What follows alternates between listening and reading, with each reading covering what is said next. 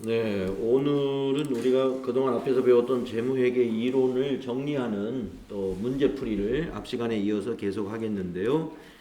TAT 2급 교재 208페이지 5번부터 봐주시면 됩니다. 주식회사 한국은 2019년 12월 31일 현재 건물의 장부 금액이 128만 원이었으며 2020년 7월 1일에 이 건물을 100만 원에 처분하면서 10만 원의 처분 손실이 발생했답니다. 감가상각은 정액법으로 하고 있고요. 월할상각으로 감가상각을 한다고 가정할 때 연간 감가상각비는 얼마냐? 연간 감가상각비 계산하면 되는 거네요. 네. 자, 그러면 연간 1년치를 계산하라는 거죠. 네. 자, 건물이 지금 장부 금액이 이만큼이라는데, 여러분 장부 금액이라는 것은요, 이 장부 금액은 무엇을 가지고 계산한 거냐면 취득 금액에서요 감가상각 누계액을 빼면 그게 장부 금액이에요.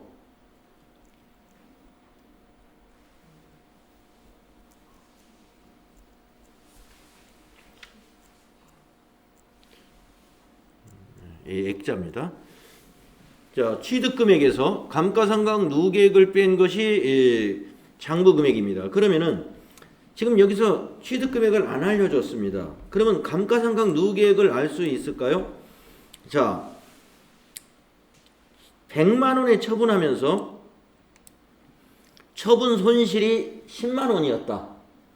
그러면 이 처분 손실이라 하는 것은 뭘 가지고 비교하는 거냐면 처분 금액과 장부 금액을 비교해 가지고 처분 이익이냐 손실이냐를 따지는 거거든요. 자, 그러면 100만 원에 처분한 게 10만 원 손실이었다면 이 건물을 100만 원에 처분했는데 10만 원 손실이었다면은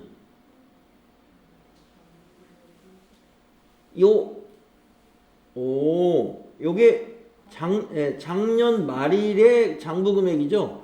그러면 금년 7월 1일 날 처분할 때 이 월할 상각을 했잖아요. 월할 상각. 그러니까 6개월치를 상각을 했겠네요. 7월 1일 날 처분할 때 1월 1일부터 6월 30일 것까지 감가상각을 했다는 거예요. 반년치. 그러면 이 장부 금액에서 반년치 상각을 하면 이게 장부 금액이 또 줄어들거든요. 그럼 얼마라는 얘기예요? 90만 원이라는 얘기죠. 이 장부 금액이. 아니 110만 원. 네, 90만 원이 아니라 거꾸로 말했어요. 6월 30일 즉 처분 시점에 이것을 지금 7월 1일 날 처분하는데 이 처분 시점의 장부 금액은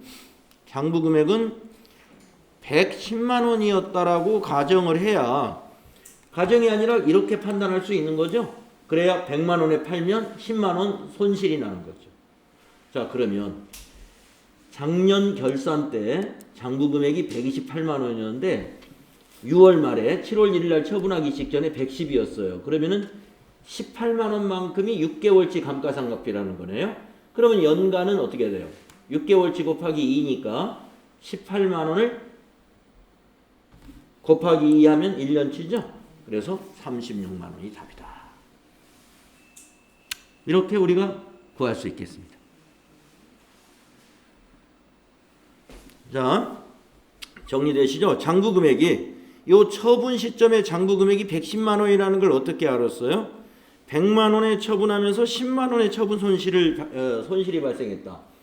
그러면은 장부 금액이 110이었다고 이게 알 수 있다는 거죠. 그러면 전기말 결산 때 장부 금액이 128만 원이었는데 처분할 때 110이니까 요 6개월 동안에 감가상각한 것은 18만 원이다 이런 얘기죠. 18만 원을 두 번 곱하면 1년치는 36만 원이다. 네, 확실하죠? 그래서 이런 요령으로 여러분이 답을 찾을 수가 있겠습니다. 자, 다음은 이제 6번 문제. 6번 문제. 2020년 1월 1일에 A 회사와 B 회사는 기계장치를 교환했습니다. 교환거래 문제네요. A 회사가 보유하고 있던 기계장치의 교환 직전 장부 금액은 50만 원이고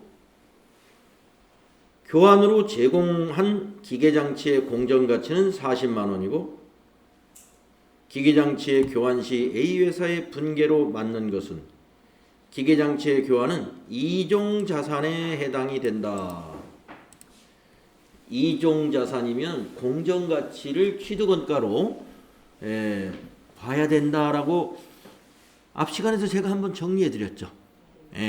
교환 거래에는 이종 교환과 동종 간의 교환이 있는데 이종 교환 시에는 취득원가를 결정할 때 제공된 자산의 공정가치를 취득원가로 봐야 된다.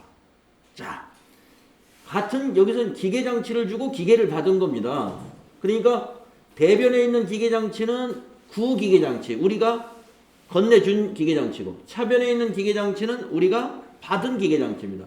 이 받은 기계장치의 취득원가가 제대로 된 날을 봐야 돼요. 자, 제공한 기계장치의 공정가치는 40만 원이다. 40만 원으로 돼 있어야 돼요. 요거 제대로 돼 있네요.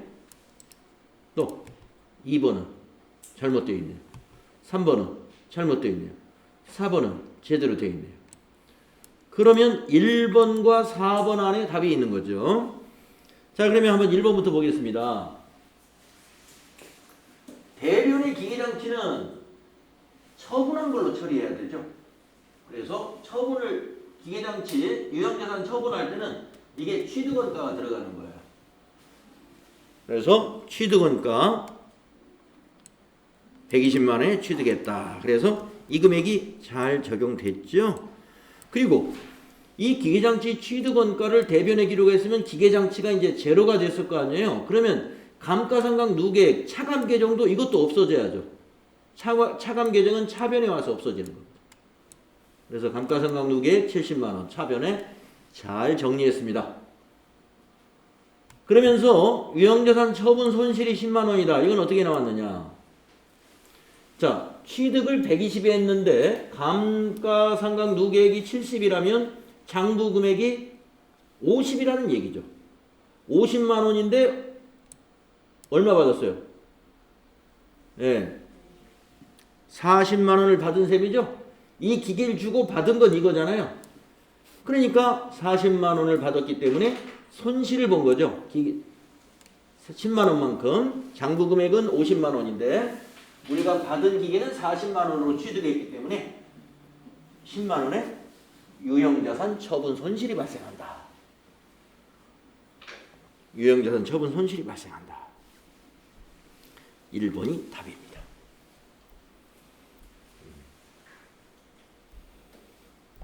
(1번이) 답이 되겠습니다. 자, 그 다음에 7번 문제로 가보겠습니다. 다음은 유형자산과 관련된 설명 중 옳지 않은 것은,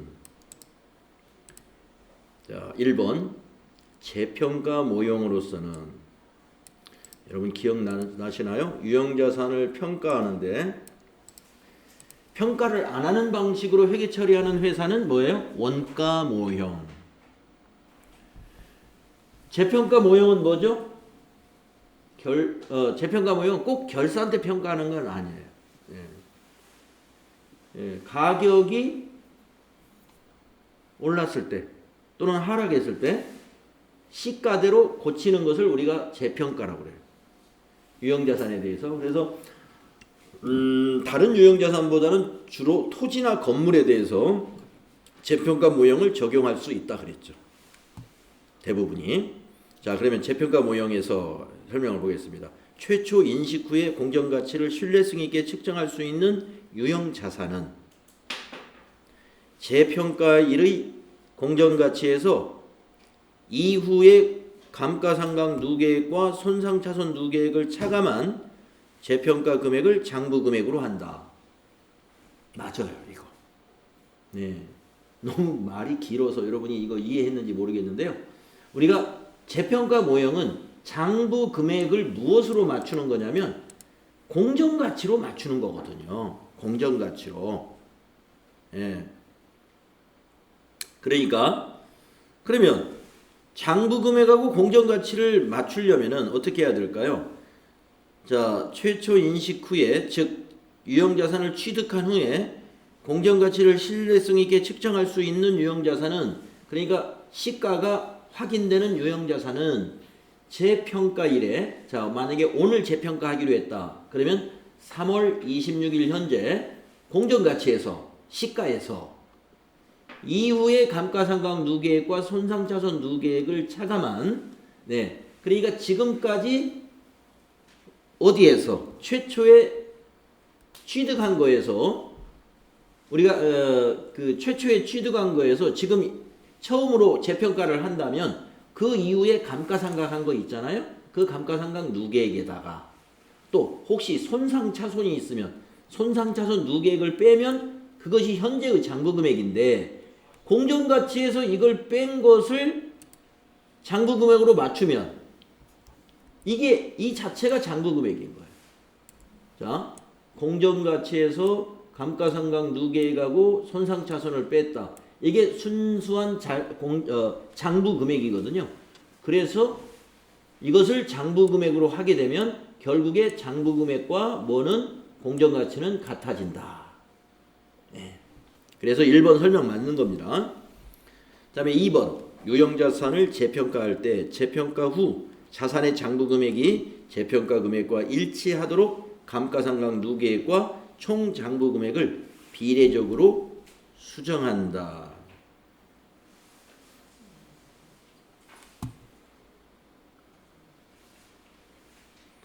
자, 장부금액하고요, 장부금액하고 재평가 금액이 일치하도록 하는 겁니다. 예, 유형자산을 재평가할 때, 그래서 그것을 하다 보면은 감가상각 누계액하고 장부금액이 비례적으로, 장부금액을 비례적으로, 예, 수정한다. 네, 맞는 설명 같아요. 자, 3번 보겠습니다. 자산의 장부금액이 재평가로 인하여 감소된 경우에는, 떨어졌을 때 그 감소액은 당기손익으로 인식한다. 예, 재평가 손실로 인식해서 당기손익으로 인식합니다.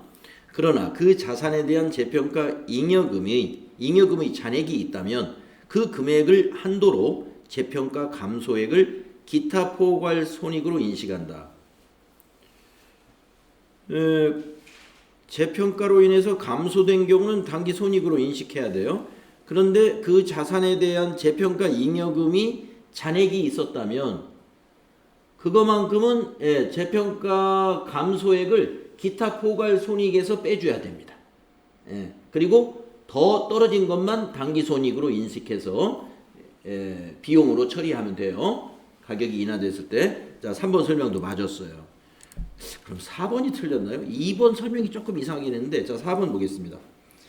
자산의 장부금액이 재평가로 인하여 증가된 경우에는 그 증가액은 기타 포괄 손익으로 인식하고, 그렇죠, 이 증가액이 바로 재평가 잉여금이거든요. 이게 재평가 잉여금.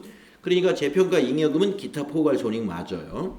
인식하고 재평가 잉여금의 과목으로 자본에 가산한다. 네, 여기까지 맞았어요. 그러나 동일한 자산에 대하여 이전에 당기손익으로 인식한 재평가 감소액이 있다면 그 금액을 한도로 재평가 증가액만큼 당기 손익으로 인식한다. 이것도 맞았는데요. 네. 자, 이게 무슨 말이냐면 아까 3번은 재평가로 인하로 인해서, 즉 공정가치가 떨어져 가지고 감소한 경우에 그 감소액은 기본적으로 당기손익, 재평가 손실로 인식하는 건데, 그러나 과거에 잉여금이 있어가지고 재평가 잉여금이 있다면 그 잔액만큼은 뭘로 한다?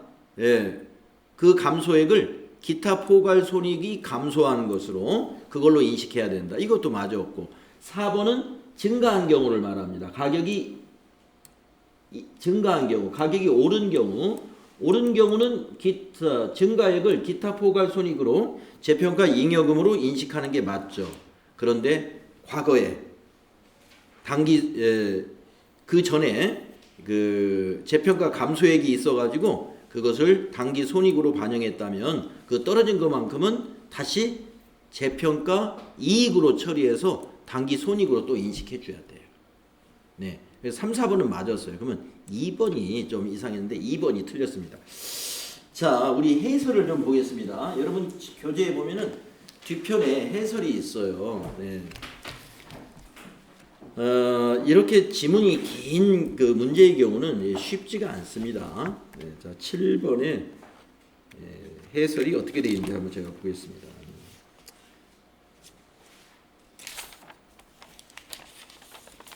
이게 지금 유무형 자산의 7번 문제죠. 네.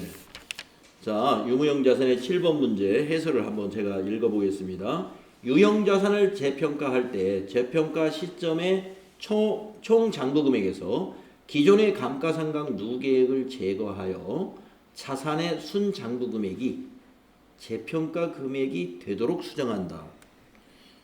네. 그런데 이번에서는 뭐라고 그랬냐면은 재평가 후에 자산의 장부 금액이 재평가 금액에 일치하도록 감가상각 누계액과 총 장부 금액을 수정한다 이렇게 돼 있어요. 그러니까 이게 설명이 잘못된 겁니다. 네. 그래서 2번의 설명이 잘못됐다. 네. 뭐 이게 좀 2번이 어떻게 맞는 듯 했는데요. 3, 4번 읽어보니까 틀림없이 맞았어요. 2번 틀린 거다. 네. 다음 8번 문제로 넘어가 보겠습니다. 무형자산에 대한 설명 중 옳지 않은 것은? 무형자산에 대한 설명 중 옳지 않은 것. 자, 1번 물리적 형체가 없지만 판매용 자산은 무형자산이 아니라 재고자산으로 분류한다. 맞죠? 판매를 목적으로 보유하는 자산은 그것이 무형이든 유형이든 다 재고자산입니다. 맞습니다. 2번 교육훈련비, 마케팅 비용은 미래 경제적 효익이 기대되므로 무형자산으로 인식한다. 이거 우리 교재에서 교육훈련비나 마케팅 비용은 미래 경제적 효익은 기대가 되지만 통제 불가능하므로 무형자산으로 인식할 수 없다고 주의사항이 나와 있었죠. 그래서 우리가 무형의 자산으로서 미래 경제적 효익이 있다고 해서 전부 무형자산으로 잡을 수 있는 건 아닙니다. 통제 가능한다는 얘기는 그 부분을 독립적으로 외부에 임대해 줄 수도 있고 우리가 마음대로 사용할 수도 있고 처분하고 싶으면 처분할 수 있는 그런 것이 가능해야 됩니다. 그런데 교육훈련비나 마케팅 비용에 대한 그 기업의 미래 경제적 효익을 우리가 어떻게 처분하거나 또 통제 어디 빌려주거나 불가능한 거죠. 그래서 2번은 무형자산이 될 수 없습니다. 그래서 옳지 않은 것은 2번이에요. 다음 9번 문제 볼까요? 무형자산에 대한 설명 중 옳은 것은? 이번에는 옳은 것 찾는 겁니다. 1번 무형자산의 상각은 자산이 사용 가능한 때부터 시작한다. 맞아요.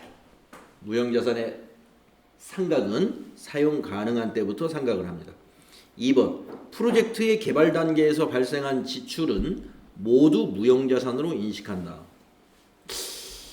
개발 단계에서 발생한 지출은 무형자산으로 인식할 수 있어요. 그런데 이게 지금 모두라는 말이 좀 걸립니다. 모두는 아닙니다. 왜냐?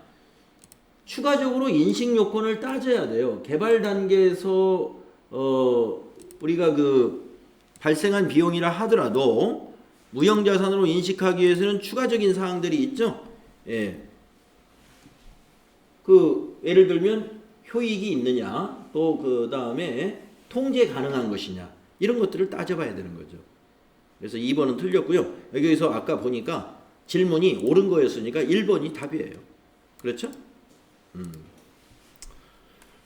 그럼 3번은 어디가 틀렸는가 볼까요? 틀린 점을 찾아보겠습니다. 무형자산의 상각기간은 독점적 배타적인 권리를 부여하고 있는 관계법령이나 계약에 정해진 경우를 제외하고는 10년을 초과할 수 없다고 그랬는데 20년입니다. 20년을 초과할 수 없다. 그 다음에 4번을 보면요. 무형자산의 상각 방법에는 정액법, 체감잔액법, 연수합계법, 생산량 비례법 등이 있다. 다만 합리적인 상각 방법을 정할 수 없는 경우에는 정률법을 사용한다 했는데 정액법이었죠. 그래서 1번만이 답이 될 수 있는 것이죠. 자, 이제 부채와 자본 문제 풀어볼까요? 사채의 만기일에 상환해야 하는 금액은 상환해야 되는 금액, 액면 금액을 상환하죠. 액면 금액 상환하는 것이다. 다음 2번. 사채 발행 시 매년 말 이자 비용을 어떻게 결정했을까요? 우리가 유효이자율법. 유효이자율법이 뭐였어요? 사채의 기초 장부 금액에다가 유효이자율을 곱했죠. 그래서 4번이네요. 기초 장부 금액에 유효이자율을 곱해서 이자 비용을 산출했었다. 그래서 차변에 이자 비용 이렇게 기록했죠. 대변에는 현금. 그리고 그 밑에 이자 비용과 현금의 차이를 우리가 사채 할인 발행 차금에서 상각하거나 또는 사채 할증 발행 차금에서 환입시키죠. 그래서 4번이 맞다. 다음 3번. 사채 발행비가 없다고 가정할 때 이론상 사채를 발행할 때 받는 현금 수입액은 다음 중 어느 금액과 같으냐? 사채를 발행할 때 받는 현금 수입액? 발행 금액과 같은 거죠. 사채 발행할 때 현금 수입액이라는 것은 사채 발행한 금액을 받는 거잖아요. 액면 금액 아닙니다. 1번. 자, 2번. 사채 발행일 현재의 시장 이자율과 만기일에 지급하게 될 액면 금액을 할인한 금액과 현금 이자액을 할인한 금액의 합. 이게 바로 발행 금액이에요. 우리가 발행 금액을 산출할 때 이런 방식으로 산출하죠.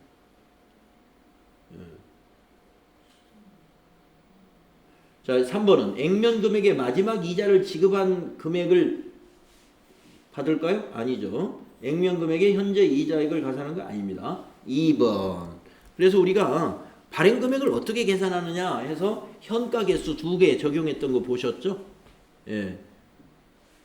매년 받는 이자 10,000원씩 3번 받는 거를 30,000원을 현가 개수를 적용해가지고 2만 얼마 이렇게 산출했고, 그 다음에 액면가 10만원을 3년 후에 액면가 10만원이 현재는 얼마일까 해가지고 뭐 9만 몇천 원 이렇게 해가지고 우리가 계산을 했던 게 바로 요 2번 이겁니다.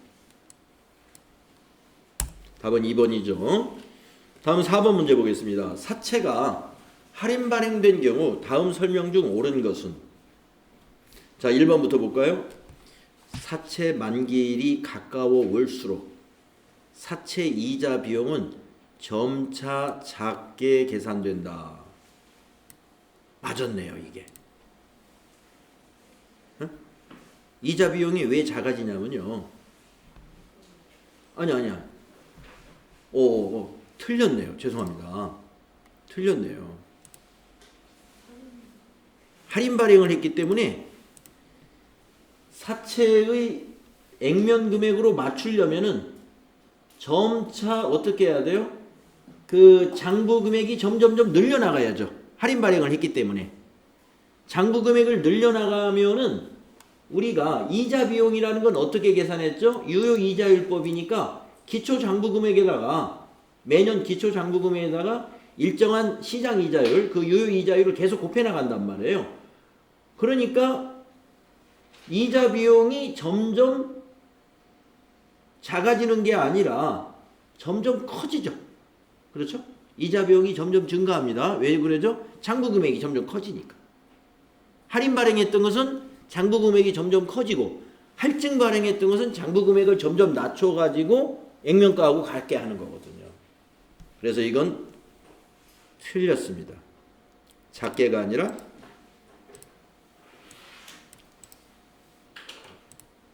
크게 계산됩니다. 그러면 2번 손익계산서에 기재되는 이자 비용은 현금 이자보다 항상 크다. 예, 항상 큽니다. 왜냐? 현금 이자는 액면가에다가 액면 이자율을 주죠. 그런데 이자 비용은 할인 발행했다는 건 뭘까요? 할인 발행했다는 것은 시장 이자율이 높기 때문에 할인 발행했죠. 유효 이자율이 높기 때문에. 예, 그래서 이자 비용이라는 것은 기초 장부 금액에다가 유효 이자율을 곱하기 때문에 현금 이자보다 더 많이 나옵니다. 예, 그래서 이자 비용은 현금 이자보다 크다. 옳은 것은 2번이 답이 되겠네요. 우리 그 사채 분개했던 그걸 보시면 이거 확인할 수 있어요. 자, 3번 사채의 만기일이 되어도 사채 장부 금액은 액면 금액과 일치하지 않는다. 만기일이 되면 딱 일치하게 돼 있어요. 틀렸고 일치한다는 거죠. 이게 틀렸고 그 다음에 4번은 사채의 만기일이 가까워질수록 사채의 장부 금액은 점차 커지죠. 점차 커져야 할인 발행했던 거니까 액면가하고 같아지죠. 네. 이렇게 문제를 냅니다. 자, 다음은 5번 문제는요. 2020년 1월 1일 사채를 발행했다. 발행일 분계로 맞는 것은 자, 액면 금액이 100만 원입니다. 액면 금액은 뭘로 회계 처리해야 돼요? 사채로. 그래서 사채 100만 원, 사채 100만 원, 사채 100만 원, 사채 100만 원, 대변의 사채는 다 맞았어요. 자, 그 다음에 표시 이자율이 이렇고 이자 지급은 연 1회이고요. 발행 금액은 98만 원에. 그럼 발행 금액이 차변에 현금으로 와야죠. 현금 98만 원. 현금 98만 원. 이건 틀렸어요. 네, 틀렸습니다. 1, 2번 안에 답이 있습니다. 네. 그러면은 1, 2번이 차이가 뭔가요?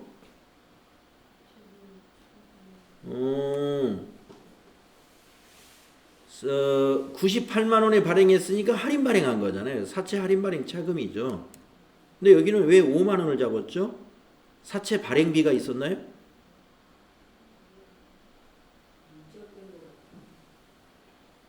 여기 사채 발행비 없죠? 네, 그리고 사채 발행비라는 개정 과목은 없습니다. 사채 발행비가 만약에 있다면 사채 할인 발행 차금에다 더해야 돼요. 사채 발행비라는 개정 과목은 없습니다. 네, 1번이 답이다. 네, 다음은 6번 볼까요? 12월 말 결산법인인 주식회사 항공은 확정 기여형에 따라 네, 여러분 우리 어느 날인가 이거 기억나시죠? 퇴직연금 제도에 대해서 확정 기여 제도하고 확정 급여형 제도가 있는데 확정 기여형은 회사가 비용 처리한다. 무엇을? 저 납입을 할 때.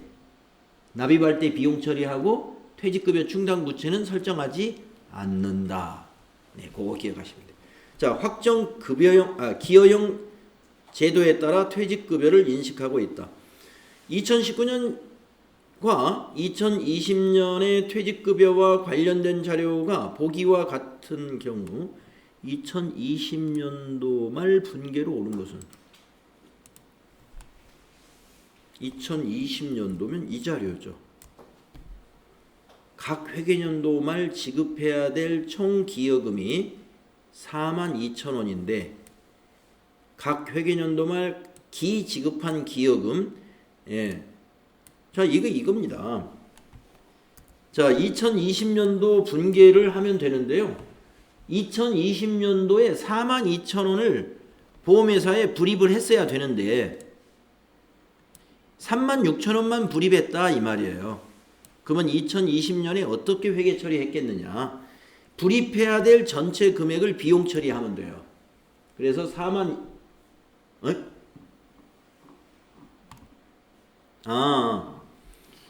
요 차이만 회계 처리했군요. 요 차이만 보니까 네.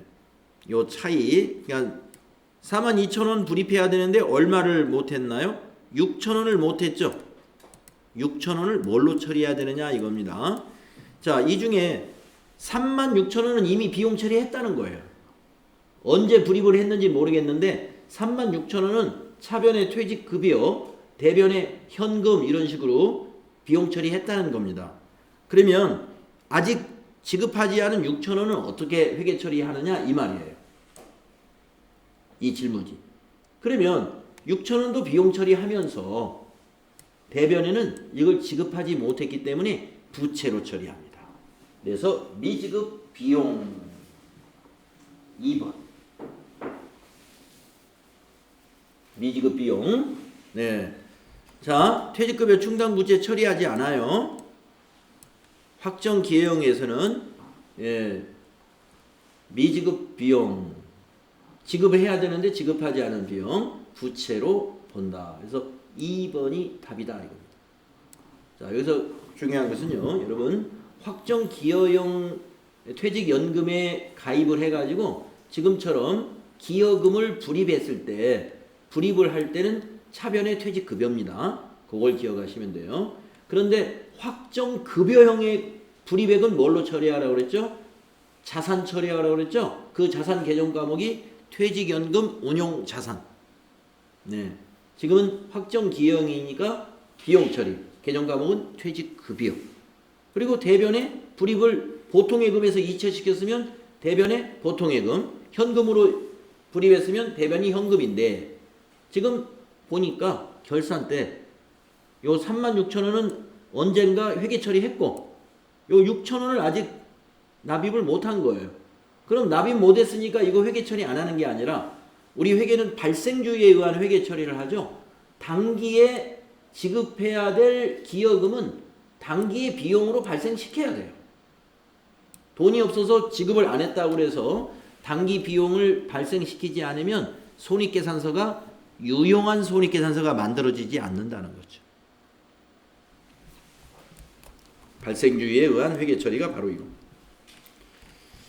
자, 그 다음에 7번은 와, 또 이거 복잡하네요. 네, 그러나 뭐 분계 내용이니까. 자, 근로자 퇴직급여 보장법에 의한 퇴직연금에는 확정급여형과 확정기여형이 있다. 다음 설명 중 옳지 않은 것은 무엇이냐? 세 개는 옳았고 하나가 틀렸다는 얘기죠. 자, 1번 확정기여형. 기여형이면 비용 처리하면 돼요. 퇴직연금에 가입하고 퇴직연금 20만 원을 현금으로 납부한 경우 회계 처리. 차변에 퇴직급여 20, 대변에 현금 20. 맞았죠.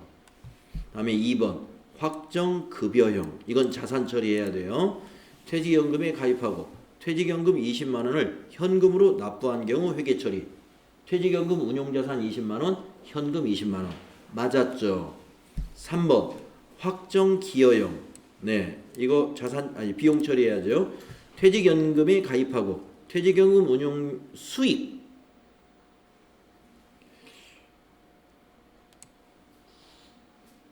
이게 있을 수 있을까요? 확정기여형에 불입을 했으면요, 그 운용 수익은 회사가 챙길 내용이 아닙니다. 회사의 업무하고 관련 없는 수익이죠. 왜 그러냐면 확정기여형으로 운영해가지고 그 보험회사에서 그 운영한 수익은 근로자한테 주는 거예요. 회사 재산이 아니기 때문에. 그러니까 그 운용 수익이 만약에 확정급여형이었다면은 운용 수익을 회사가 회계 처리합니다. 왜냐하면 회사 거니까. 그 운용한 수익을 퇴직연금 운용자산에다가 더해주면 돼요. 그 수익을 다시 거기다 뭐 찾지 않으면 그 계좌에 그대로 있을 테니까. 지급받은 경우의 회계 처리. 이거 3번 틀렸습니다. 틀린 이유는 확정기여형의 경우는 운용 수익이 누구 거다? 근로자 거다. 그래서 회사는 회계 처리하지 않는다는 겁니다. 그러면 4번은 이거요. 네. 퇴직연금은 현금으로만 납부해야 되는 거 맞아요? 아니에요. 뭐 4번에 현금으로 납부해야 하는 4번? 4번 이게 뭐 틀렸나요? 우리가 지금 뭘 찾는 거죠? 옳지 않은 거. 예, 옳지 않은 건 3번이고. 그러면 4번은 맞았겠죠. 한번 봅시다. 확정 기여형 퇴직연금에 가입하고 퇴직연금 20만 원을 현금으로 납부하여야 하며 이 중 아직 납부하지 않은 기여금 3천 원이 경우에 회계 처리는 어떻게 하느냐. 네. 자, 확정 기여형이면 우리가 뭘로 처리해야 되죠? 비용 처리해야 되죠. 그러니까 20만 원을 다 비용 처리해야 돼요. 네. 차변의 비용 20만 원 맞았죠? 그 다음에 대변에 우리가 불입한 것은 얼마예요? 아직 20만 원을 현금으로 납부해야 하는데 이 중에서 납부하지 않은 게 3천 원이면 19만 7천 원 현금으로 납부했다는 거죠? 네. 그래서 현금인 거예요.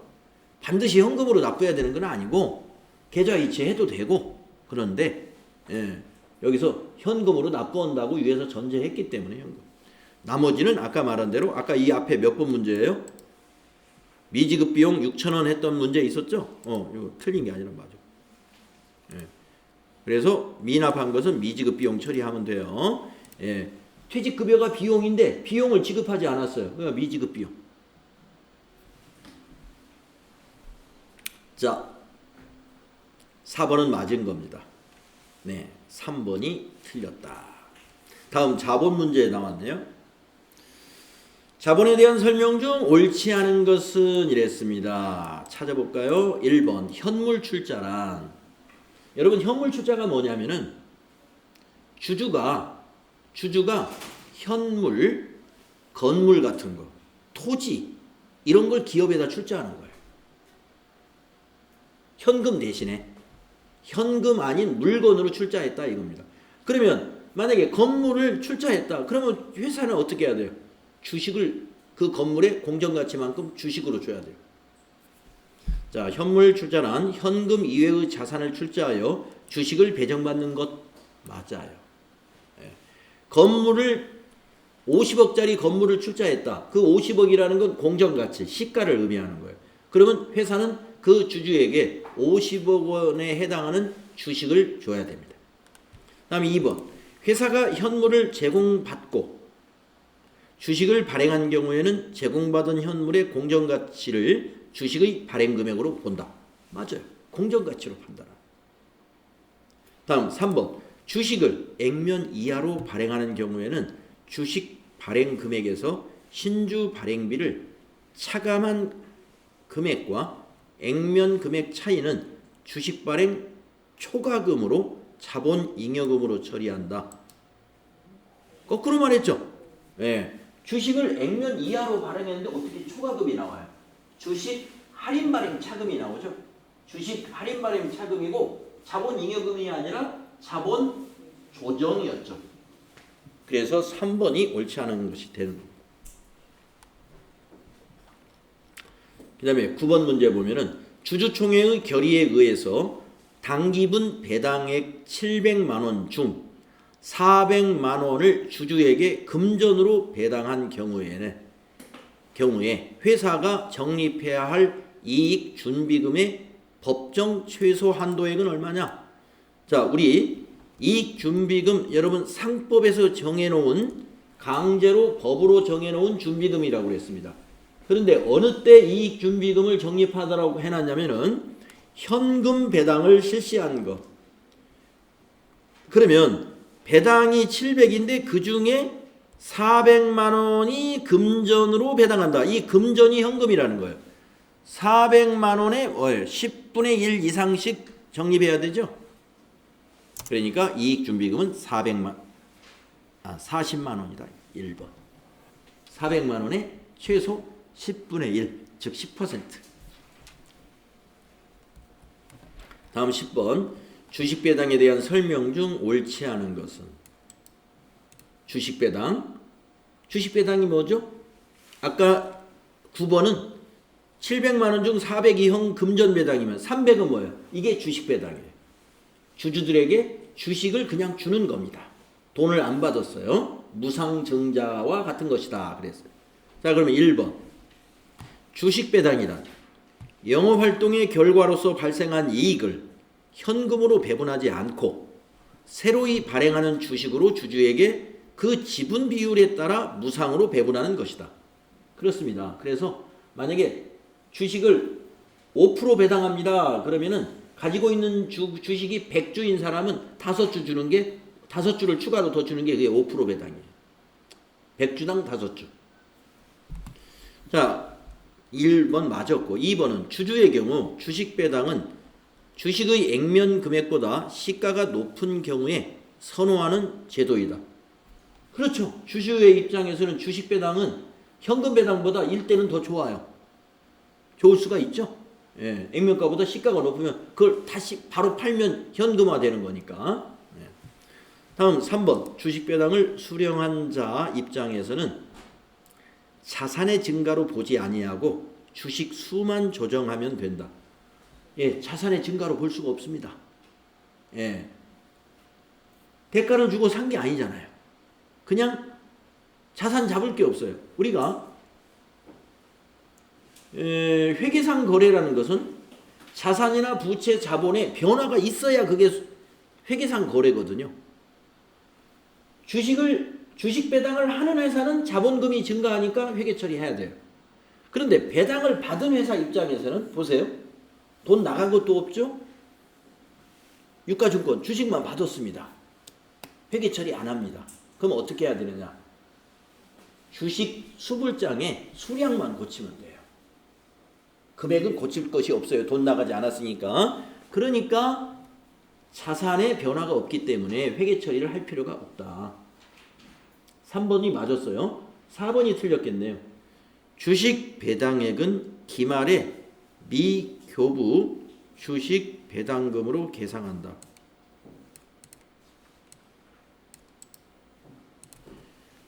이게 틀렸어요. 기말에 할 수가 없는 겁니다. 기말이라는 것은 12월 31일을 가리키잖아요. 12월 31일에 12월 31일에 주식 배당을 결정하는 게 아니에요. 주식 배당의 결정은 12월 31일 지나서 1월 달에 결산 마무리 다 한 다음에 이사회의 하고 이사회의에서 결정된 것을 주주총회에서 의결이 되어야 결정이 최종 결정되는 겁니다. 그러니까 미교부 주식 배당금으로 계산은 언제예요? 주주총회에서 의결이 되는 날 하는 거예요. 기말에 하는 것이 아니라 주주총회 결의가 된 날 하는 거다. 그래서 4번이 틀린 겁니다. 네. 수익과 비용 이제 문제로 넘어가서요. 1번. 용역의 제공으로 인한 수익은 용역 제공 거래의 성과를 신뢰성 있게 추정할 수 있을 때 진행 기준에 따라 인식한다.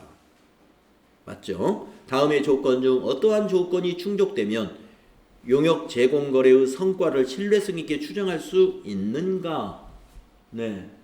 자, 1번. 가번. 거래 전에 전체의 수익 금액을 측정할 수 있다.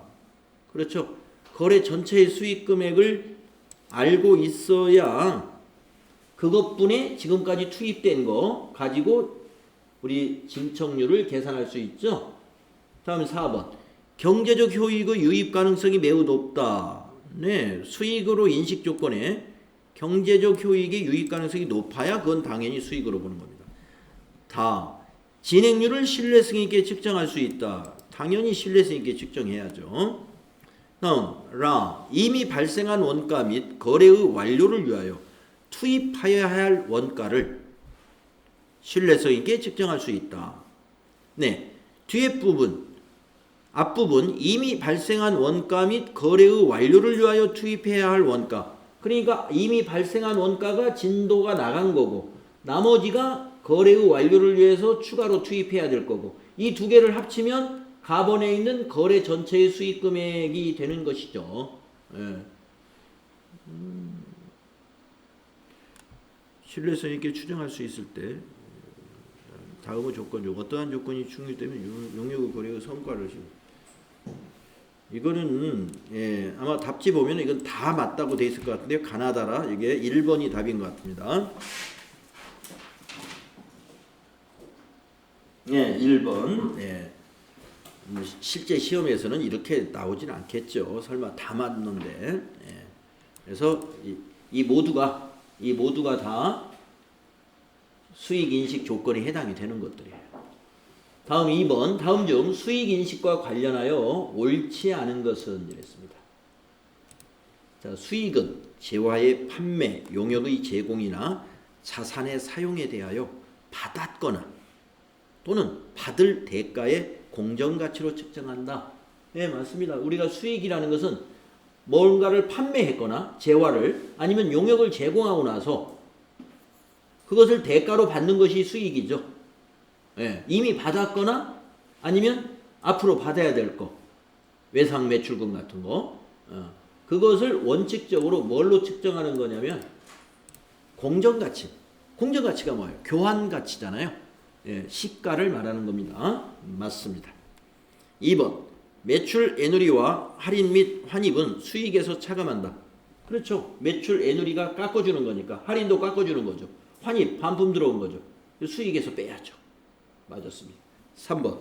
장기간에 걸쳐 유입되는 경우에는 판매 대가의 공정가치는 명목 금액으로 측정한다. 네. 여러분, 명목 금액이라는 것은 뭐냐면 현 공정가치에다가 이자를 더한 게 명목 금액이에요. 공정가치에다 이자 더한 거. 공정가치에다 더하기 이자. 예. 이 장기간에 걸쳐 수익이 유입된다는 게 뭐냐면 장기 할부 판매 같은 거. 그걸 여러분이 여기에 대입하시면 이해가 돼요. 장기 할부 판매 10만 원짜리 어떤 기계를 10만 원짜리 기계를 우리가 10만 원에 현금 판매할 수 있는 기계인데 2년간 할부합시다. 그러면 12만 원 다 주세요. 이럴 거란 말이에요. 그러면 그 2만 원이 명목금 아니죠. 12만 원은 명목금액이에요. 공정가치는 10만 원입니다. 예. 그 명목금액에는 뭐가 2만 원이 더해져 있죠. 그건 이자라는 것이죠. 그다음에 4번. 성격과 가치가 유사한 재화나 용역 간의 교환은 수익을 발생시키는 거래로 보지 않는다. 유사하다. 그러면 동종이죠. 성격과 가치가 유사한 거.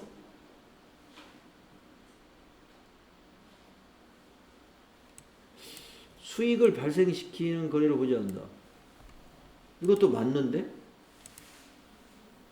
왜냐면요, 우리가 동종 간의 교환 거래에서는 제공한 자산의 장부 금액을 취득 금액으로 보거든요.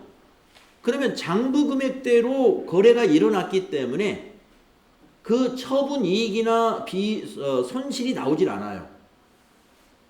그러니까 수익이 발생하지도 않고 비용이 발생하지도 않습니다. 성격과 가치가 유사. 자, 그럼 옳지 않은 게 그 어디에 있나? 3번이요? 3번 제가 잘못이에요. 2번의 답은 한번 3번의 해설을 한번 읽어보겠습니다. 이게 장기간에 걸쳐 유입되는 경우에는 판매 대가의 공정가치는 그렇지. 그러니까 틀린 거지. 자, 판매 대가의 공정가치는 판매하는 금액은 명목 금액으로 측정한다. 맞는 거 아닌가? 판매하는 명목 금액은 장부가격이니까 이자 플러스 안 된 거예요? 자, 한번 해설을 한번 읽어볼까요? 2번. 장기간에 걸쳐 유입되는 경우에는 판매 대가의 공정가치는 명목금액의 현재 가치로 측정하며 공정가치와 명목금액의 차액은 현금 회수 기간에 걸쳐 이자 수익으로 인식한다.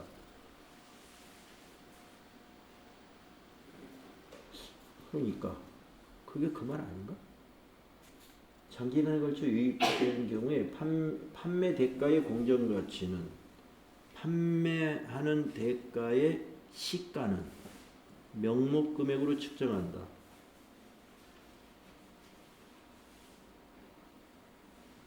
예, 명목금액이 아니라 명목금액의 현재 가치. 예, 명목금액의 현재 가치. 네, 제가 여기서 좀 혼동을 했습니다. 좀 착각을 했습니다. 명목금액의 현재 가치가 공정가치. 공정가치.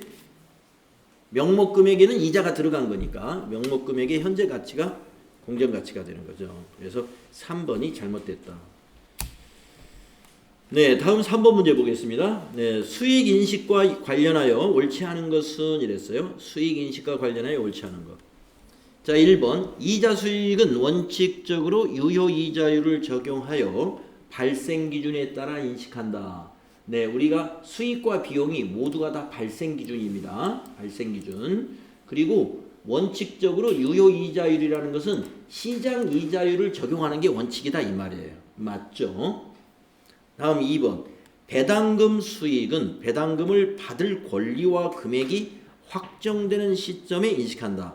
맞아요.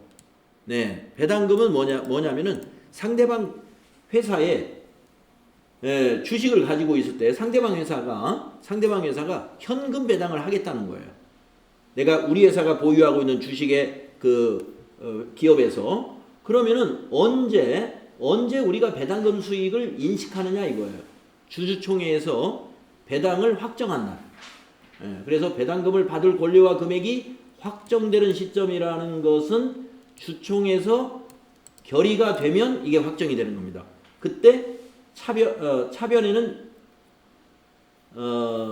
이걸 아직 못 받았죠. 그래서 미수 배당금, 미수 수익이 돼요. 미수 수익, 미수 배당금, 그리고 대변에는 배당금 수익, 이렇게 수익을 발생시킵니다. 그래서 2번 맞았고 3번. 로열티 수익은 관련된 계약의 경제적 실질을 반영하여 발생 기준에 따라 인식한다. 네, 수익, 비용 다 발생 기준입니다. 다음 4번. 고객으로부터 받은 중도금 또는 선수금에 기초하여 계산한 진행률은 적절한 진행률로 본다. 틀렸어요. 우리가 진행률에 대한 얘기가 나올 때 중도금이나 선수금은 진행률에 따라서 주고받는 게 아니에요. 선수금 진행이 하나도 안 됐는데도 계약 시작하는 시점에서 돈을 미리 받죠? 이건 진행률하고 상관없잖아요. 중도금도 그런 성격입니다. 진행이 안 됐더라도 그날이 되면 중도금을 주도록 돼 있어요. 기간이 지나면. 그러니까 이 중도금이나 선수금은 계약금이죠. 이런 것들은 진행률과는 관계가 없는 거죠. 4번이 옳지 않다. 다음에 4번. 당기의 지출 관련 자료가 다음과 같을 때 영업의 비용은 얼마일까요? 영업의 비용 계정만 한번 찾아봅시다. 원재료 매입할 때 운반비, 이거는 원재료라는 자산입니다. 이건 자산. 영업의 비용 아니에요. 매입 시 비용은 전부 매입 취득원가에 넣는 거예요. 그래서 이건 비용도 아니고 자산이다. 다음. 종업원의 여름 작업복 구입비, 이건 복리후생비라고 하는 판매 관리비입니다. 영업의 비용이 아니라 종업원 작업복 구입비는 복리후생비라는 개정 과목으로서 판매 관리비로 정리합니다. 다음. 상품 배달용 차량의 보험료, 이것도 판매 관리비예요. 왜? 상품 배달용으로 차량을 샀고 거기에 보험료가 나갔죠? 이거 판매 활동과 관련되죠. 그래서 판매 관리비. 은행 차입금에 대한 이자, 이것이 바로 이자 비용이라는 개정으로서 영업의 비용입니다. 이자 비용, 이게 개정 과목이 이자 비용이에요. 이자 비용은 영업의 비용 개정 과목이죠. 그래서 16만 원이 답이 된다. 네. 자, 이렇게 해서 이제 지금까지 진도 나갔던 거 한번 복습을 해 봤고요. 10분간 쉬었다가 다시 앞으로 가서 회계 변경과 오류 수정 부분을 공부하도록 하겠습니다.